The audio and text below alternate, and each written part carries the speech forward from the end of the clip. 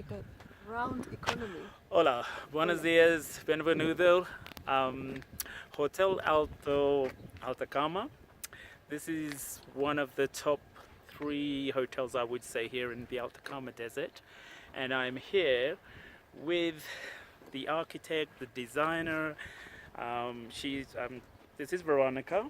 Veronica has designed all the gardens here, I believe. Is that correct? Yes, absolutely. So, to be honest, I've seen many hotels, and just the tranquility in this place is absolutely amazing.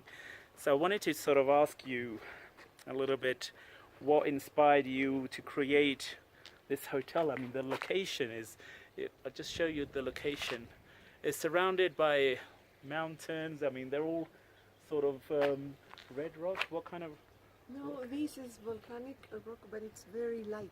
Right. It's very loose. So Okay. it's a little bit like maybe sand, frozen Sandstone? cones. Okay. I'm sorry. No problem.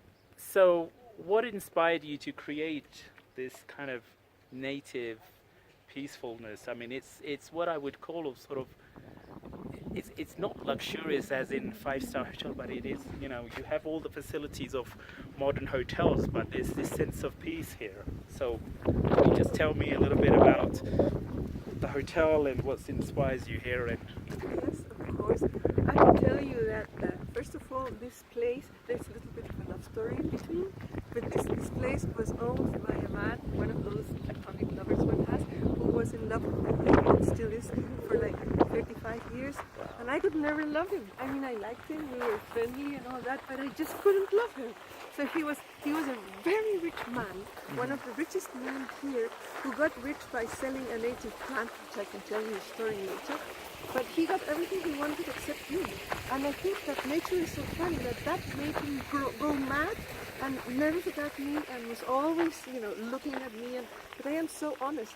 Everybody said, "You're an idiot. He has everything you want. He has all the money in the world. He's older. You will be a happy widow." I said, "No. I am flesh and blood, and my spirit is united with my nature, and I want to go into unity in the spirit and in the body with anybody I meet." So he's the one who owned this lot. He's the one who sold this place to the owner. And Right. through him, the owner met me. And since I had a lot of work here in the area, he immediately invited me to join the group of the architects and all that. But I was the first one to be here. right. Then, what did I want? I myself had been in love with the plants and with all this area and with the people who colonized this place starting 10,000 years ago. Wow. And I had found, first of all, that this is the driest desert in the world, and the conditions here are much more similar to the moon than to the earth. So Right. there shouldn't be life here. Any life that's sprouting is a miracle. Right. This, what I say, is so truth that the first what you call these men who go to astronauts, Neil Armstrong. they were trained here at the salt marsh, Wow. right next. And at present, all the machinery and all those robots that are going to Mars, they're also tested here, right next door.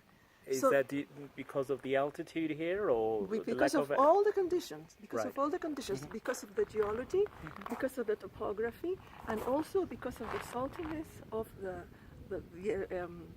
soil and the rocks, etc.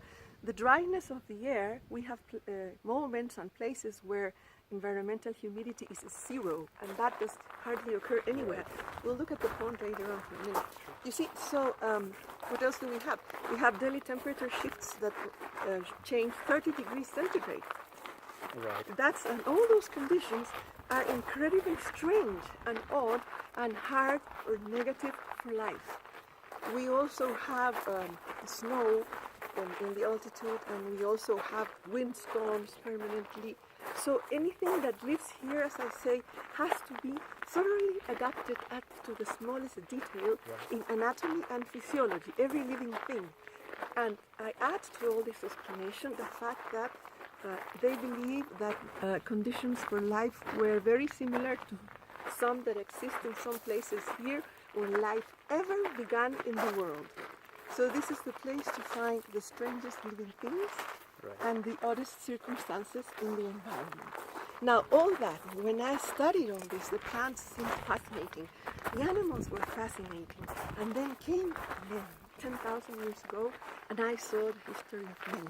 I saw the tombs, I saw the mummies, I saw the So architecture. are you local Altacamian or Indian? What is your heritage? Well, I should be a Chilean who was born in Santiago, but 13 years ago, when I was first invited to come here, I had never been to the north. And something very odd happened to me. I went to the salt marsh, I started working with my plants, and suddenly I was fascinated. It seemed that blood was driving into me from the soil, from the earth. And I felt so at ease here. I felt that... So so am I correct in saying that this is a very spiritual thing here that you feel? It's, Definitely. It's going back to the ancestors of the indigenous, I don't know, what are the various races here? You have the, maybe Atacamanians. Atacamanians, The local right. ones are Atacamanians. What are these, you have all these, for the Europeans, they're going to say blocks of stones and everything. Oh, they're much more than that. I know, of course. They're a geological museum where you have a handmade open-air museum which was absolutely done by hand without using any machine. All those blocks that hold the minerals on top were carved by hand by people who work in this liparitic stone that we're going to see later on. And the only thing that's elaborated is the copper plates that give you the explanation. Explain what type of stone it is. Exactly. I see it looks like, is that quartz or basalt, that the dark stone there against the white? Black? Yeah, that looks like a lava rock, really. Yeah. No, it's not a lava rock. It's, let's look at the name. I forgot it right now. It looks like a here, quartz. The green one has a lot of copper. Now, all these rocks are a combination of minerals. Right. Because that's what minerals are, a combination of different chemical lines with one another. There we go, see that? That's a typical rock that was used for cutting things, because it has cutting edges. Here it is. Now this has a lot of copper in it. Chrysocolla. Okay, You see, it has a lot of copper, so that's why it's got that lovely color. So this is the mine where you can find it. It's beautiful. I think that's an art piece. Certainly. Don't you? Beautiful, stunning. Yeah. You see, that's what I tell you, that these minerals are a whole lot of different materials that are mixed and they remain married forever. Look at that. Here, this is this black thing I almost forgot the name. Yeah, here it is. Obsidian. Obsidian. This is the cutting material. Obsidian. Yeah, look. See how Wow, yeah. it's very sharp. So this was used as knives and all kinds of things to elaborate food and to carve, etc. You see?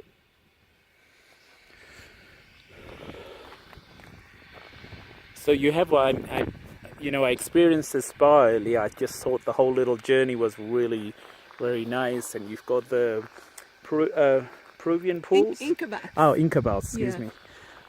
So I mean, that was quite You liked it? therapeutic, very nice. Did you feel the purity of that water? The water was very smooth, very calming. But the whole sense of just being here, the fresh air. I mean, you're right. There's absolutely no humidity here. Nope. Even during the day when the temperatures, can be really hot, but it's a very clean, clear Yes. heat. Yes. And also the solar radiation ranks among the highest levels on Earth because of the clearness of the air. So the solar rays hit you. I've never seen such blue sky everywhere. It's absolutely amazing. This is why we have all the astronomical installations. The largest one in the world are here. Right, just by the volcano. Yeah, that's all.